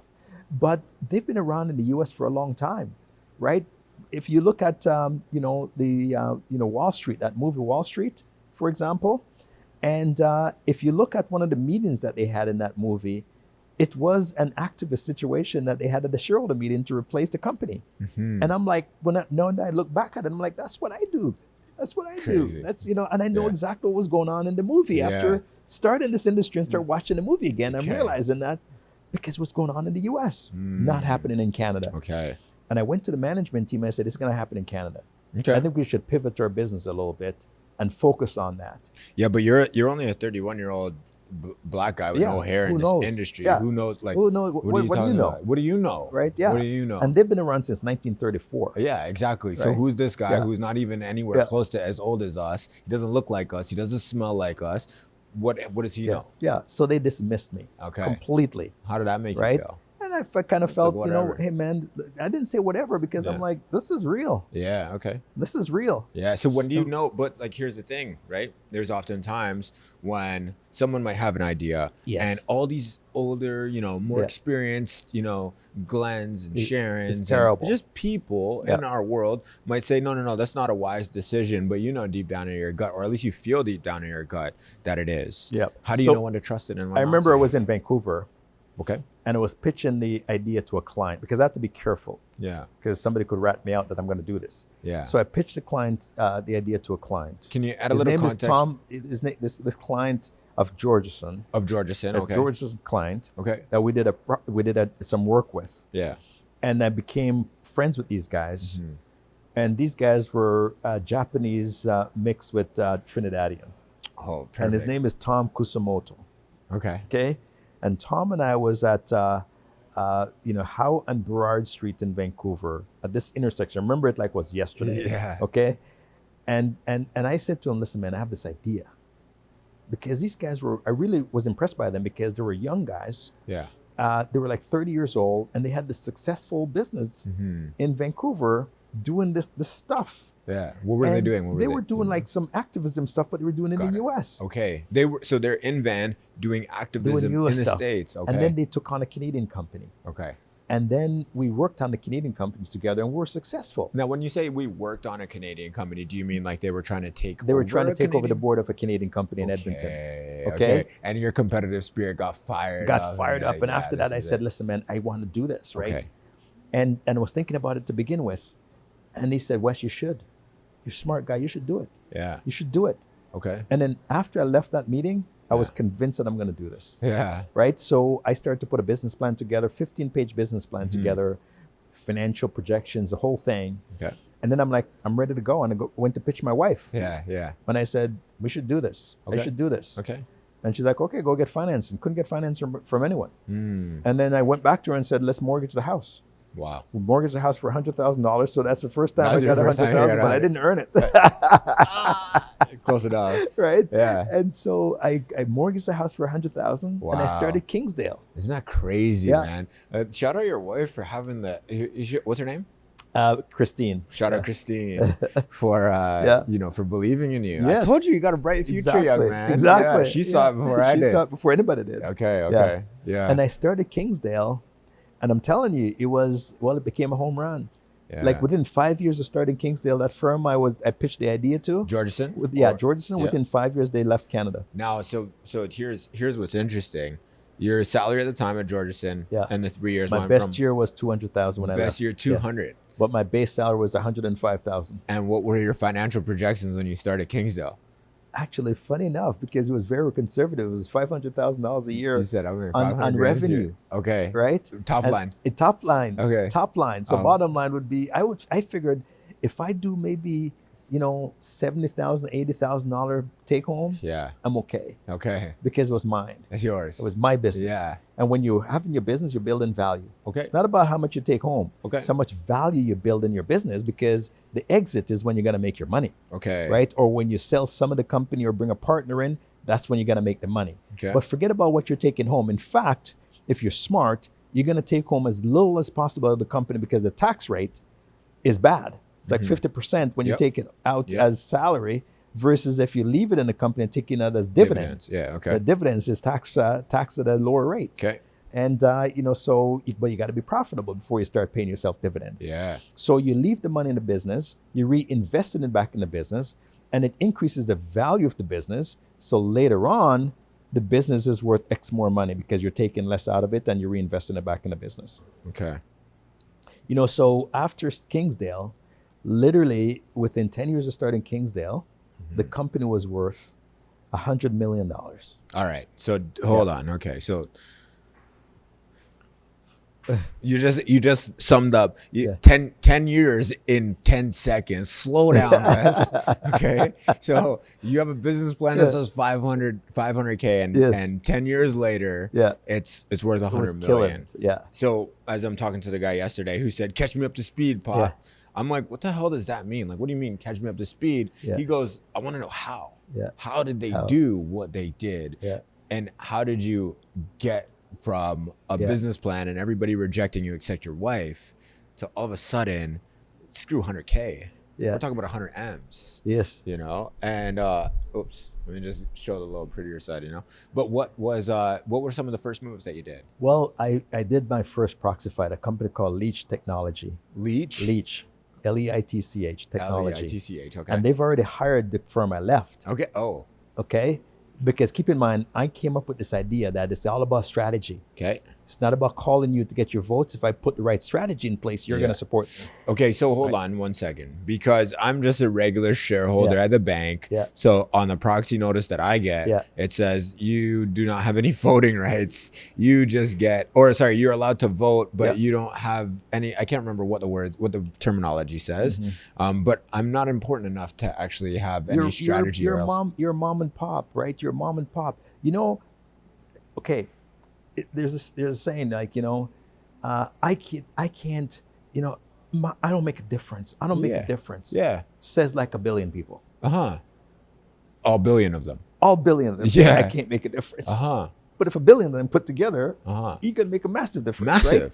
So as an individual shareholder, you're sitting there going, I only own 10 shares. It's not gonna make a difference. Yeah. But if there's 100 of you, and you put the 10 votes together, you will make a difference. Okay. So my job is to get 100 of you together. Okay. And because you're calling and asking for the vote, you already have the line of communication open, so you own the relationship with the client. Right. So even though you're telling me, listen, Kingsdale, I can't make a difference. I'm like, it's okay. Yeah. Put your numbers in. So, and here's how it's going to impact your investment in a positive way. If you support our guy. Okay. The value of your investment is going to go up. Instead of your stock trading at this price, we think the price is going to go to this way. Okay. But you're going to have to support our guys to make that happen. Got it. And don't worry about your numbers. Yeah. We're going to get enough so that we're going to be on board and get the change that we're looking for. Okay. Boom. Okay. I'm going to vote for your guys. Now, so that's the actual call. Yeah. Where does that strategy discussion actually start? It starts with me sitting down with the CEO of my client. Okay. And says, here's how we're going to put the message out there. Okay. To get people to support us. They know they have to put out this proxy anyway. Yes. Okay. So here's the argument that we're going to use to get people to support us. Gotcha. And we use graphics, we use media, we use press releases. There's all kinds of different things to get you to go, hey man, these guys have a good case. Okay. They've got a good case. Gotcha. No different than politics, right? Gotcha. Yeah. It's about the argument. It's about how you're going to make my life better than, than the other guy that's there now. Okay. All that type of stuff. So it's like a campaign to get minds and hearts won. To support our side. What's really interesting about that is like when you bring it back, right? It's almost like a form of advertising. Yeah. And when you're at CanWest Global, you had I don't know if we would formalize it in the form of, okay, this was your bet, but you had a vision for the future of media, which essentially kind of is like advertising and, persuading the public, not persuading, but showing. It is, it's showing, it's selling argument and a story. Exactly. And storytelling. Yeah. That's what we do in media. You tell a story. Yeah. And if you're convincing enough in the story, people listen to you and believe you. Yeah. So I have to tell a story as to why you should believe my client over this person who has a competing story. Yeah. Right. And now, do you think that's the highest value advertising? So I'm going to explain my thing. Where is the highest value advertising? Yeah. Do you think it's with fundraising? Do you think I'll give you an example. Talk to me. This person was telling me that they work for one of the top hotelier in Sweden. This is recent. This is recent. This is recent. Okay. And the person said this person has $1 million to spend on advertising. Okay. And he's building this hotel. Finished the hotel. Yeah. And what he decided to do is to spend $1 million on the best reception desk in a hotel in Sweden. Okay. That's their advertising. All $1 million. Instead of spending it on putting ads in the paper and all that, he spent it on this desk. And then what he did was he invited every single magazine across Sweden come check out this desk. That's the best reception desk in the country. Yeah. And every single top end magazine started to write about this desk. Okay. And he hadn't paid nothing for it. Okay. And all of a sudden, there's the advertising right there. Okay. So strategy is critical. And if everybody think the same old way to get that your minds and heart, guess what? The message is the same. But how can we be creative and get what we're looking for in the end? And that's what strategy does. Okay. Strategy, and that's why I say if you put the right strategy in place, you're going to get the right outcome. Right? It's about the strategy that drives you to the outcome that you're looking for. So you're thinking, I'm gonna leave Georgeson. Yep. What was the vision when you were leaving Georgeson? Not just for the 500K a year, the vision for Wes Hall. To build the business I have today. That was the vision. But it was only 500K. When did that vision adjust? No, but and that change? Vision has to adjust as you start to see success. You remember we talked about shots and goal? Yeah. Right? I gotta score again, Yeah. dude. So if I did 500,000, so when I started, I went to these partners, for example, and I cut a deal with them that give me an office space. Yeah. And I'll give you 25% top line and 25% bottom line of my company. It was so expensive just for one office space. Yeah, dude. Okay? We did that deal. Then all of a sudden, my numbers, my first year number was over $2 million. Okay. Okay? Yeah. And I'm which like, is more than $100,000 a month. Believe by the way. this. So how much? But think about that, okay? Yeah. Think about the profits for me going in my pocket because at the time I only had 2 employees. Okay? So you was making $2 million. You did $2 million with 2 employees. Yes. What the heck were you selling? What's in here? Okay. Strategy. Okay. I was selling strategy. That's what I'm saying. Yeah. The reason why the people that are in these towers on Bay Street making so much money, it's not because they have widgets and they've, fix cars or whatever the case may be. Yeah. There's you can put whatever value that you can put when you think. You put the value on your thoughts. Mm-hmm. And then you get to sell that value to somebody else. But at the time, your thoughts to you only cost 500K. In my mind, because I didn't know what I was building. And what changed? Until the customers start showing up. Okay. Until they start to go, wow, this is good. Oh, there's nobody else doing this. Yeah. Then all of a sudden, there's a supply and demand thing. So now you start getting nobody else doing it. George's wasn't doing what I was doing at the time because they didn't like the idea. Okay. And I'm the only game in town. So I was pricing it based on what I think I'm worth. And then the more you pay me, all of a sudden, I thought it was ridiculous. I give you $75,000. That's what I charged Leach Technology when I started, $75,000. And what did that $75,000 feel like at the time? I'm like, wow, $75,000 is pretty good, huge, right? Yeah. Then I saw the work I was doing, how they valued it, the success that I got. Yeah. The next client that I bid was $200,000. Okay. Right? Okay. And then next thing you know, I got the $200,000. Yeah. And then the next client I got, because I got successful on that file, the next client was $500,000 on one file, what I thought was going to make in a whole year. Yeah. Okay. And how long did a file, like a 500K file, end up like taking? Depend. It could be a month. Yeah. It could be 2 days. Okay.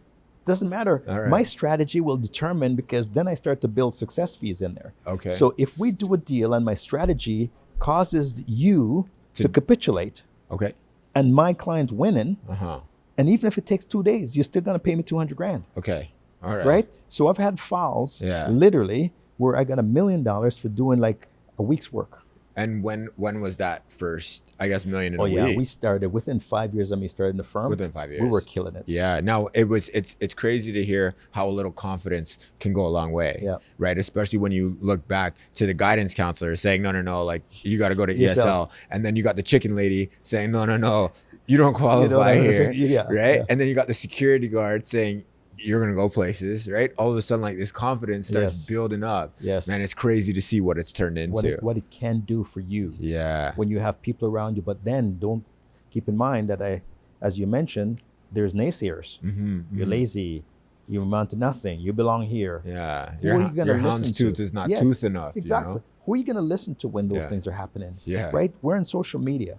99% of the comments are positive. One is negative. But and you focus hear that on the one. Yeah. Right? What about the 99? Yeah. So human nature always suggests that you focus on the negative.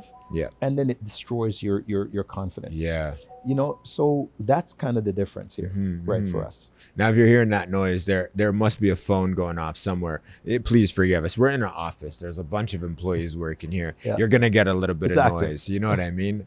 Deal with it. If you don't, swipe away, man. So now, all of a sudden, things start growing. Yeah. And, you got $100,000 in a month. You got $100,000 in a day. What do you think the most you ever made in a day was? Oh, man. That's a good question. I remember my first time when I realized that I'm going to do okay. I was working on a file, and it was a contested meaning that it was a fight. Yeah. And they wanted my advice. Okay. And I said to the company, and this is earlier on, I said to the company, I'm going to be there for an hour, and I'm going to charge you $50,000. And they start complaining. I'm like, okay, fine. If you want me, that's how much it's going to be.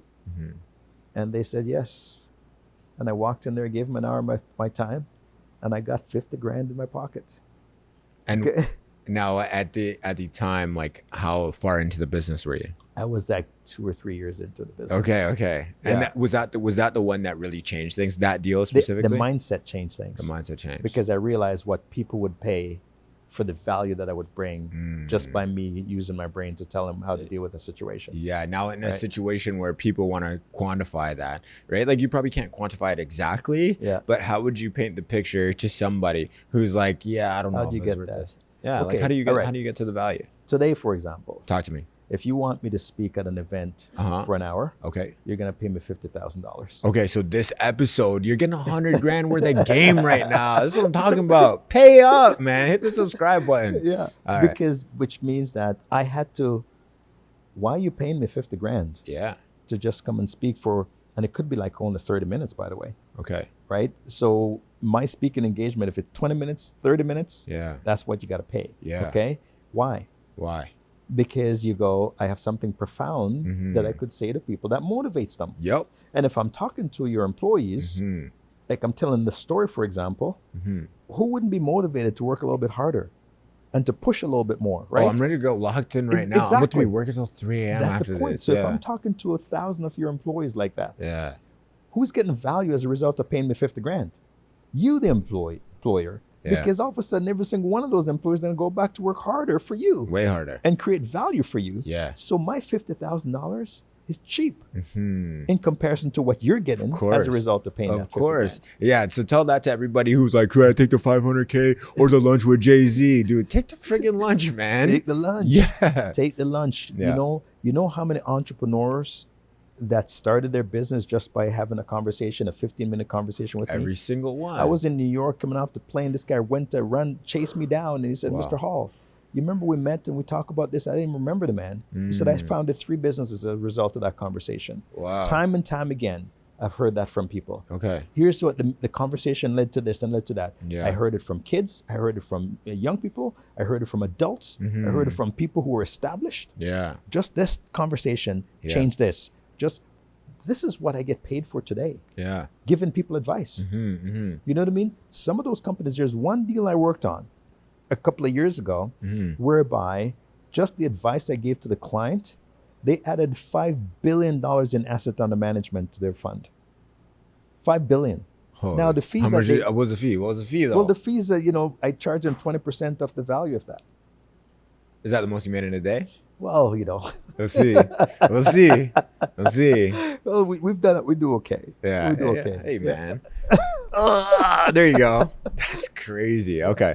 All right. So there you go. That's a year, a month, and a day. Now you talk about these, collisions with people. These conversations that have changed their lives. Yeah. What are some conversations that might have changed Wes's life? A ton of conversation. Yeah. To this day, by the way, Talk to me. I am extremely curious. Okay. Everybody I talk to, I try to figure out how can I learn something from this person. Curious, extremely curious. Mm-hmm. And it comes at people who are not even at your level that you Yeah. talk to. Yeah. And they have a different way of thinking about something. Yeah. And then you put a different spin on it. And next thing you know, there's And next $5 thing you billion know, right yes. there. Like literally, Yeah. somebody would just, I remember once I was on the bus. Okay. I was working late and was on the bus driving home. And You then were driving the bus? No, I was driving the bus. It was the bus Hey, that was man, driving you've me been home. doing it. Right? You started this interview vacuuming chicken butts. That's It's right. like- Who knows, right? Yeah, it's not too far. So here I am on the bus, Yeah. the Go bus. I was living in Newmarket at the time, and I'm Yeah. driving home on the bus, and these guys behind me were talking, Okay. and they said, Not talking to you, just talking. just talking to each other, All right. and they said, 5% requisition and meeting. Those are the words that I heard. 5% Requisition, requisition. meeting. Meeting or Yeah, meaning? Meeting. Okay, meeting. And Okay. then I go, oh, they're talking about a contested meeting. A contestant? A contested meeting. They're What is called that? about a proxy fight, a shareholder Proxy vote, a fight. fight. You know, And this, I'm like- something like this happened the other day, and I was at lunch, and I heard this guy talking. He's like, cash flow, profit from day one, and we take all our money out on the refinance. Next thing you know, I have a conversation with him. Dude runs a REIT, and There I'm you like, go. okay, all right, Exactly. sweet. So I heard that, and I go, proxy fight. Yeah. So then before I left the bus, Okay. I got up, I gave the guys a business card. Could we have a conversation? Yeah. That led to a $2 million mandate. just by hearing those, Just by listening. Wow. Holy smokes, man. What were some conversations? Maybe there's some that you may have overheard that might have shifted your mindset to take you to a new level. Again, I've been in elevators on Bay Street, and because I'm black, I hear people talking about stuff about my client. Because they think it's not your client. Because they're just because you're just the mail guy. You're the mail guy. Yeah. And then I'm like, then I go back to my office at a conference call with the company. I go, guess what? Guess what just happened? Here's what I heard. Yeah. And we completely destroy them because of those conversations. They call them loose lips. Yeah. It happens, right? Because people like to talk up their book, how important they are. Yeah. And whenever they drop those, my ears are just open, man. So I'm always curious, and I'm always, and I'm always understated. So people kind of just be liberal and be open, and I just start taking notes mentally. Yeah. Now there was a moment before that you said the strategy was critical. Yeah. How much, and I know you said everything that we're in right now is a result of the strategy. Now you mentioned that there's things that you've said that have changed people's lives. Yep. And all these byproducts of success that have kind of like flourished around you. How much of that was part of the strategy originally? Because it sounded like the first strategy was, let me just pay this $400 rent. Yeah. Right. And as you hit the goal, as you score points, the goalposts start to move. Right. When, how much of the Wes Hall image that we see today was part of the strategy, and when did the image? It just keeps changing and evolving. It just keeps changing. Right. You ask about when I became authentic. Yeah. Before I would walk in the boardroom, and I'm a black guy walking in the boardroom, and people would be curious as to why I'm there. Of course. Because we didn't have video conferencing and all that kind of stuff. Yeah, right? yeah. People would be hearing about Wes Hall or walk in the boardroom, and they see this black guy, the only black guy in the room. Yeah. What's going on? Who is he? What are you here? Right. And so, so over time, once I start to get a reputation and stuff like that, I start to be authentic. Okay. I start to dress how I'm dressing. Yeah. And then all of a sudden people look at me instead of the black guy in the room, they go, wow, look at this guy, look at his dress. And now the expectation is that I look like this when I walk into a room. Okay. It's just now standard. Yeah. Like literally when I go as chancellor of the university, when I walk into to be a chancellor, the first thing I do is look down at my shoes. Yeah. Right? Because people kind of go, that's him. Right? And I remember, this just to put a pin in it. Yeah, please. I remember when I became chancellor, and I was with these two guys. One was a CEO of a bank. Okay. And the other one was a CEO of a very large retail company. And I was at the Four Seasons having lunch with these guys. Yeah. And I walk in, was just named chancellor, and I walked in like this. Congrats, by the way. Huh? Congrats, by the way. Thank you. I walked in like this. And the CEO of the bank says to me, you should button up your shirt now. One button up. You have too many exposed buttons. You're now the chancellor. Man, you should pop one right? more. You should pop one more for the interview. And then the CEO, and then the CEO of the retail company, unbutton it. Okay. And says, they made him chancellor so that he can be authentic. Okay. And that's exactly what shows you that, right? Yeah. Don't be what somebody else should think you should be, and what the other person who was before you was. Be you, and that was exactly what it is. And so, I'm not going to change, because guess what? Everybody else before me didn't look like me. Yeah, yeah. Well, they didn't choose one of those people to be in my spot. They chose me. Yeah. And so, if they chose you when you had dreads, why are you going to cut your dreads off the first day of work? Right? I'm here. They chose you with looking like that and being like that. But our mentality goes, once we get into that environment, we should try to mold ourselves to what everybody else expects from us. And we should look like everybody else. Yeah. But they didn't choose us when we look like everybody else. Yeah. Right? So that authenticity is critically important to your success. Yeah. Your success. So people ask me, Wes, how do we become like you? Don't become like me. You can be inspired by me, but you want to be the best version of you. Yeah. Because there's some ideas that you have in you that you don't even know. Facts. Right? A few years from now, you look back and go, how did that happen? I had a chance meeting with this person. I talked to that person. They told me this, and I heard that. The next thing you know, it transformed my life. Yeah. But it's what's in me that did it. So the idea that I had to start Kingsdale was in me. When I talked to that guy in Vancouver, it emboldened me to do it. All I did was water the seed a little bit. But keep in mind, I told you that I was inspired by them because but I wasn't doing the same business that they were doing. No. But I was inspired by the fact that they were young, and they were aggressive, and they were successful. And I'm like, how can I be the best version of me, emulating them, right? And that's kind of how it is. So all these young people watching it, don't try to be like Wes Hall, right? Try to be the best version of you, but be inspired by people like me, Yeah. knowing that you can become the best version of you. When people say to you, "Hey, I want to be like Wes Hall," what does that mean to you? Like, which part of Wes Hall do you think they want to I'm be glad like? that they want to be, like me, because there's stuff in my life that's not necessarily financial Yeah. that they go, I want that. I want to emulate that. Yeah. Yeah. Whether it be, I've been married for 33 years, Yep. whether or not it's that, Uh-huh. 5 children, whether that is that, Mhm. respected, whether or Yeah. not it's that. Yeah. I look at the money as secondary, Yeah. because if you're not respected, who cares about all the money that you have in the world? Yeah. Nobody cares. Yeah. 100%. And so when they, sometimes you hear sports athletes say, I don't want to be anybody's role model. Mm-hmm. The best thing you can be is somebody's role model. Best thing. Hmm. The reason why they say they don't want to be that is because they know they're living a side life. Yeah. And they go, I don't want to be found out about that side life. Yeah. Yeah. When you're not living that side life, you want everybody to be inspired by you. Uh-huh. And you want to be a role model to young kids walking down, and the kids in Scarborough and the black kids in different places that goes, you can't do this, you can't do this because you're black. And they go, no, I can do this because look at this guy, Wes. Yeah, he Right? did it. I He can did do it. it. He rocked the houndstooth. I can rock the and houndstooth. and Hell look at how he dresses. Yeah. Why should I dress any differently? Yeah. And so that's what authenticity is, because it helps people to kind of go, yeah, he's done it, I can do it too. Now, if you're gonna leave you get all of the wealth, all the things that you created, all this stuff disappears tomorrow, and your long lost son, you're gonna leave him with a message that he's got to go off into the world with. What would you leave? What principles would you share? These could kind of be our closing words. I'll let them know where to find you. Yeah. But It's how do we close ironic out? because there's 2 of my sons here today. Today. They work with me. Okay. And they're and they see what I do every day. And Yeah. one of my second boy has been working with me here for 4.5 years. Nice. And my eldest is working for one of our other companies. Okay. And he's here today because we're doing some stuff with that business. Mm-hmm. But I think none of them go, I want to be like my dad, but they were definitely inspired by me. Just like my niece, that she's really inspired by what she sees me doing. Yeah. And go, I can do my version of that. Yeah. Right. And there's my son, by the way, walking down there. One of the, Okay, Casual Friday, this guy right here. yeah. Trying to Brenton, act like he's too cool to look Brenton. over here, eh? say hello to these. Say hello to the cameraman. What's going on, my man? Yeah. I'm Javon. It's a pleasure meeting you. Yeah, likewise. Good. How's it look? Check the cameras, man. Let us know what you think. Yeah? All right, there we go. Yeah. Yeah. He said we're official. Look at that. Official. Yeah, good. You know what that's doing to my confidence right now? I'm playing. So leave us with the last message, because I know you got to go.